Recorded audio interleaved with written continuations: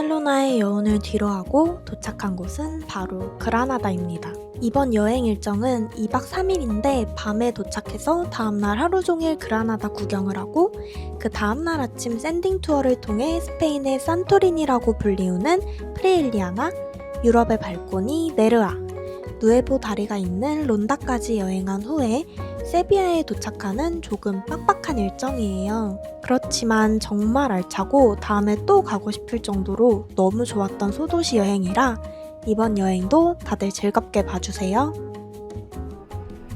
바르셀로나에서 그라나다까지 저는 비행기를 타고 이동을 했습니다. 그라나다 공항은 매우 작아서 빠르게 공항 밖으로 나갈 수 있는데요. 공항 오른쪽 출구로 나오면 시내로 갈 수 있는 공항버스가 대기하고 있었어요. 공항에서 시내까지 요금은 3유로에 30분 정도 걸리는 거리인데요. 저는 뿌에르타 레알이라는 정류장에 내려야 하기 때문에 그란비아 카테드랄이라는 정류장을 지나고 배를 눌렀습니다. 이번에는 그라나다 까사보니타 민박에 묵었는데 사장님께서 안내해주신 주소로 가니 어렵지 않게 길을 찾을 수 있었어요. 까사보니타 민박은 숙소도 조용하고 깔끔한 데다 체크인 시 지도를 보여주시면서 친절하게 주변 안내도 해주셔서 여행할 때 아주 도움이 됐습니다. 무엇보다 조식으로 나오는 한식이 너무 만족스러웠어요. 다음날은 그라나다에 오면 필수로 들려야 하는 곳이죠. 아람브라 궁전에 가는 날인데요. 그 전에 숙소에서 든든하게 아침밥을 챙겨 먹고 점심으로 먹을 남미식 만두, 엠파나다까지 야무지게 포장해서 출발했습니다. 콜라랑 치즈 베이컨이랑 카프레제를 샀습니다.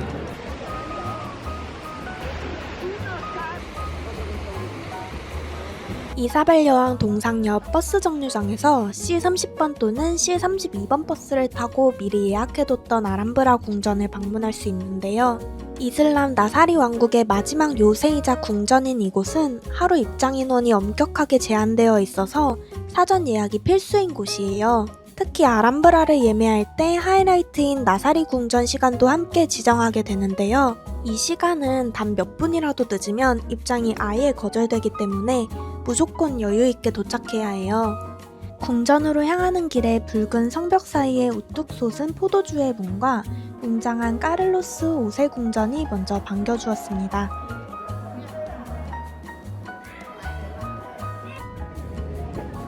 나사리궁 안으로 들어서면 잔잔한 직사각형 수영장에 궁전 건물이 그대로 투영되는 코마레스 중정이 나타나는데요. 물그림자가 주는 평온함과 그 위에 비치는 풍경이 정말 아름다운 곳이었어요. 이어지는 곳은 이슬람 건축의 정수를 보여주는 사자의 중정, 즉 리야드입니다. 12마리의 사자가 분수를 떠받치고 있는 모습과 화려한 대리석 기둥들이 자아내는 분위기가 너무 압도적이었어요. 이어서 들어간 두 자매의 방에서는 천장을 꼭 올려다봐야 하는데요. 마치 수많은 별이 쏟아질 듯 정교하게 조각된 벌집 모양의 천장 장식이 눈을 뗄 수 없게 만들더라고요. 나사르 궁 곳곳에서 이런 뷰를 볼 수 있습니다.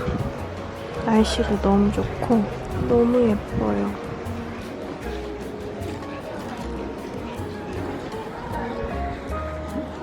나사리 궁전의 마지막 출구로 나오면 아름다운 테라스 정원인 파르탈 정원이 펼쳐집니다.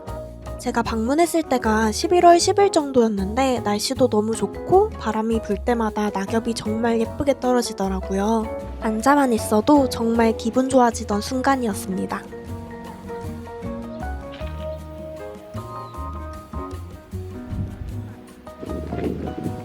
햇빛은 좀 따뜻한데 바람이 불면 조금 추운 것 같아요.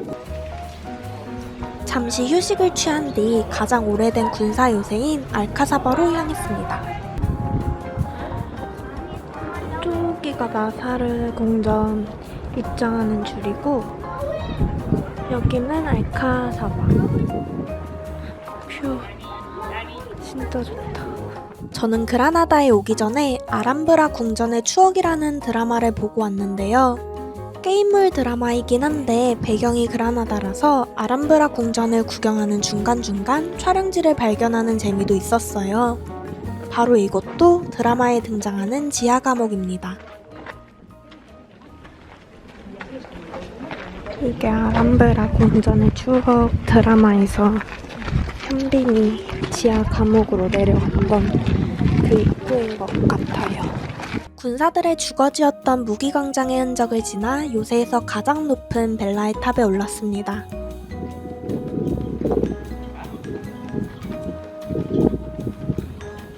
벨라의 탑 꼭대기에 서면 탁 트인 그라나다 시내와 하얀 벽이 매력적인 알바이신 지구가 사방으로 시원하게 내려다 보이는데요. 뷰가 너무 좋아서 시간 가는 줄 모르고 감상했던 것 같아요. 예뻐요. 너무. 여기도 아람브라 궁전의 추억 드라마에서 나오는 정의의 문입니다. 마지막으로 웅장한 정의의 문을 거쳐 나오니 3시간이 넘는 대장정의 투어가 비로소 마무리되었습니다. 저기가 정의의 문이고 바로 오른쪽으로 꺾어서 내리막길을 내려가고 있어요. 여기로 10분만 내려가면 시내가 나온다고 합니다. 궁전에서 내리막길을 쭉 걸어 내려오면 그라나다스의 문을 지날 수 있는데요. 여기서 골목길을 순환하는 빨간색 C31번이나 C32번 버스를 타면 높은 곳에 있는 전망대까지 편하게 갈 수 있어요. 저도 C31번 버스를 타고 전망대로 향했습니다. 짠! 산 니콜라스 전망대에 도착을 했습니다. 시간에 맞춰 가니 하늘이 온통 예쁘게 물드는 황홀한 노을을 볼 수 있었는데요.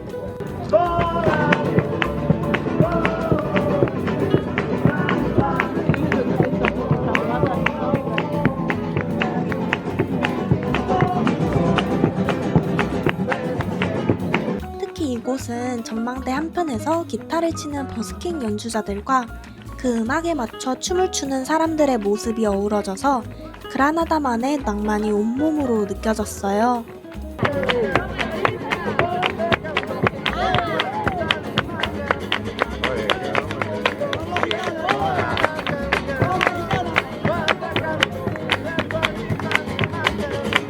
이곳에서는 아람브라 궁전 전체를 한눈에 담을 수 있는데요. 아람브라 궁전에서 보는 것과는 또 다른 느낌이라 더 좋았던 것 같아요. 황금빛 조명이 켜진 아람브라 궁전과 핑크빛으로 물드는 야경이 정말 예쁘고 아름답지 않나요? 제가 스페인 여행하면서 봤던 노을 중 가장 예뻤던 노을인 것 같아요. 저는 야경 구경을 마치고 내려와 그라나다의 명물인 타파스 거리로 향했습니다. 이제 너무 늦기 전에 밥을 먹으러 가려고요. 2.C31번 버스를 내렸던 데서 다시 타면 되거든요. 저는 알바신 지구 구경하면서 빠르게 내려가 보도록 하겠습니다. 여기에 플라메코 공연장이 있고 여기가 아랍 횟집 거리인 것 같아요. 알바이신 지구를 구경하며 내려가는데 어두워서 보이지 않던 똥을 밟아버렸어요. 아이고 뭔데 똥 밟았어.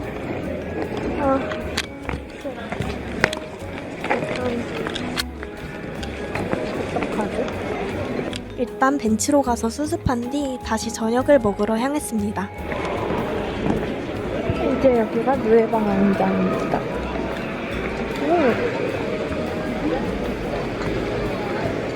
여기는 이제 쇼핑거리.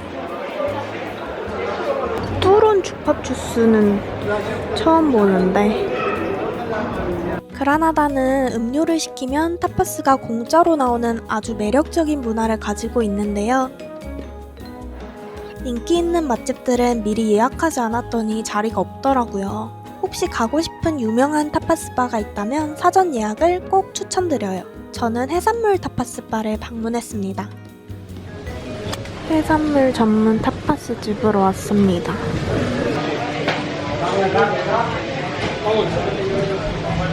요청하면은 한국어 메뉴판도 주십니다. 저는 가리비 2개랑 문어구이를 시켰어요. 파프리카 퓨레 소스와 문어구이. 스투데베라메를 시켰고요. 이거는 무료 타파스. 그라나다는 음료를 시키면 무료 타파스가 나옵니다. 생선인 것 같아요. 폴포도 나왔고 가리비 2개 시킨 거 나왔습니다. 여기 정말 맛있었는데 시간이 지날수록 사람이 점점 많아져서 서버들도 너무 바빠 보이더라고요. 계산하는데 꽤 오랜 시간이 걸렸습니다. 여유를 가지고 방문하시길 추천드려요. 기분 좋게 숙소로 돌아가는 길에 우연히 맛있어 보이는 빵집을 발견했어요. 이곳에서 내일 먹을 케이크까지 야무지게 포장해서 숙소로 돌아왔습니다. 여기가 이자벨라 카톨릭 광장입니다. 다음날 아침에는 일찍 또 다른 곳으로 샌딩 투어를 가야 해서 아쉬움을 뒤로한 채 서둘러 잠들었습니다. 그라나다를 떠나 가장 먼저 도착한 곳은 안달루시아의 보석이라고 불리는 프리일리아나입니다. 이곳은 과거 15세기까지 이슬람 세력인 무어인들이 마지막까지 치열하게 저항하며 살아가던 아픈 역사를 간직한 곳이라고 해요. 그래서 그런지 마을 곳곳의 건축 양식이나 골목 구조에 그때의 흔적이 깊게 배어 있었습니다. 특히 골목을 걷다 보면 눈에 띄는 게 있는데요. 바로 집집마다 다른 색의 문과 창틀, 그리고 마을 곳곳에 벽에 타일로 박혀있는 벽화들이에요. 이 벽화들은 프리일리아나의 옛 역사와 무어인들의 삶의 애환을 스토리텔링 형식으로 보여주는 거라 골목길을 걸으며 하나씩 찾아보는 재미가 정말 쏠쏠하더라고요. 온통 하얗게 빛나는 벽과 아기자기한 골목길마다 놓인 알록달록한 화분들이 마치 동화 속 한 페이지 같지 않나요? 특히 이 마을의 가장 높은 전망대에 오르면 프리일리아나의 전경과 멀리 지중해까지 한눈에 내려다볼 수 있었어요. 왜 이곳을 스페인의 산토린이라고 부르는지 알 것 같았어요.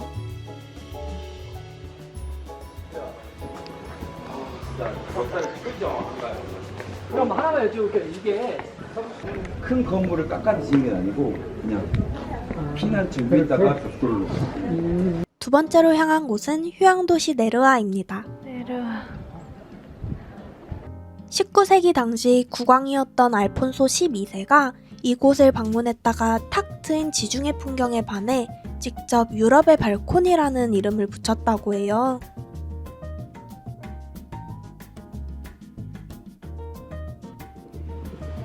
(11월) 중순이었는데도 불구하고 날씨가 좋고 햇살이 따뜻해서 수영하고 있는 사람들도 꽤 있더라고요.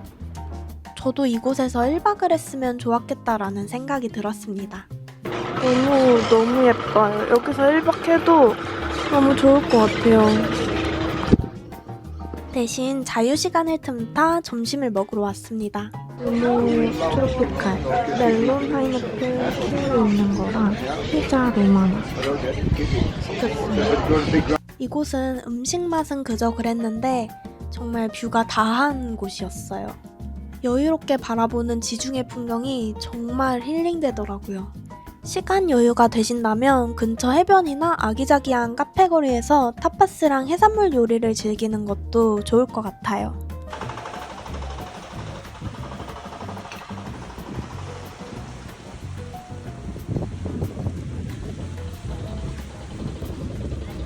오늘 투어의 하이라이트이자 제가 기대했던 론다에 도착을 했습니다.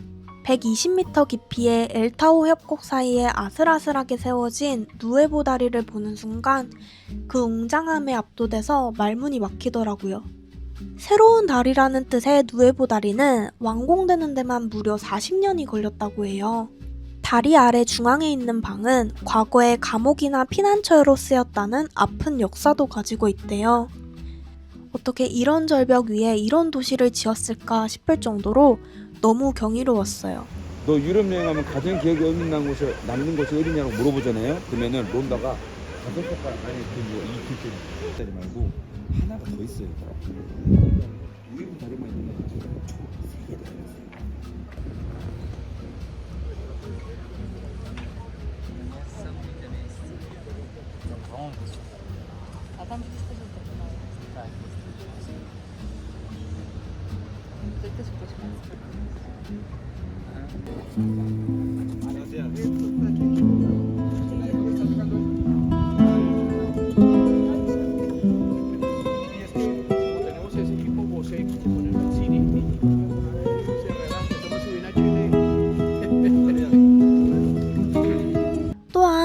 론다는 근대 투우의 발상지이자 전 세계 투우의 성지로 불리는 론다 투우장이 있는 곳으로도 유명해요.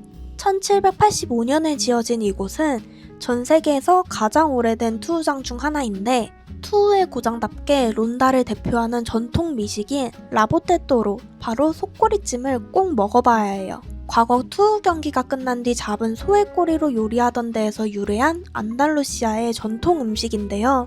저는 속꼬리찜은 포기하고 근처 카페로 향했습니다.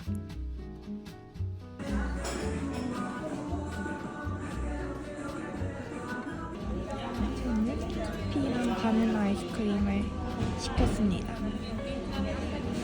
여기 서버분은 아무래도 못하시는 우유랑 같이 줄까 아니면 그냥 커피랑 아이스크림만 줄까 이랬는데 저는 커피랑 아이스크림만 달라고 했습니다. 크림 같아요. 이게 아이스크림이다. 론다는 해밍웨이가 사랑한 도시이기도 하는데요. 스페인 내전 당시 해밍웨이는 종군 기자로 활동하며 스페인에 깊은 애정을 가졌고 이를 바탕으로 대표작인 누구를 위하여 종은 울리나를 집필했다고 합니다. 소설 속에서 파시스트 포로들을 마을 절벽 아래로 잔인하게 밀쳐 처형하는 충격적인 장면이 나오는데 이 장면에 등장하는 절벽 처형식의 실제 배경지가 바로 론다의 타오 협곡과 누에보 다리 일대입니다. 저는 카페에서 잠시 휴식을 취한 뒤 천천히 론다를 걸어다니며 해밍웨이의 흔적을 찾아봤는데요. 투우장 근처에는 실제로 해밍웨이의 동상과 그가 자주 찾던 호텔이 남아있어 가볍게 둘러보기 좋았어요. 오늘 여행은 개인적으로 가려면 시간과 체력이 걱정될 정도로 정말 힘든 코스인데 이렇게 샌딩 투어로 하루 동안 안달루시아의 매력을 꾹꾹 눌러 담을 수 있어서 체력도 아끼고 시간도 훨씬 효율적으로 쓸 수 있는 너무 만족스러웠던 투어였어요. 저는 이제 편안하게 차량을 타고 오늘의 최종 목적지인 세비야로 이동합니다. 오늘도 영상 봐주셔서 감사합니다.